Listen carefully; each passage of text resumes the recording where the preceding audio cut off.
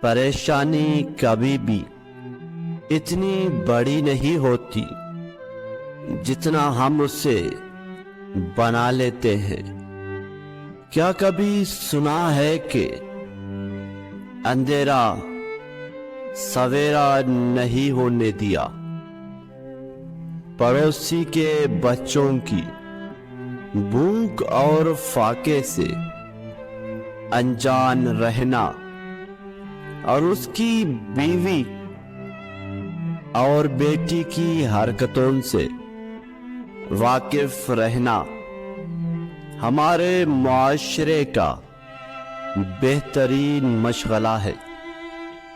ایک بیٹی اور درخت دونوں کا گھر میں ہونا ضروری ہے، کیونکہ درخت ہمیشہ دھوپ میں سایہ دیتا ہے اور بیٹی ہمیشہ درد میں ساتھ دیتی ہے۔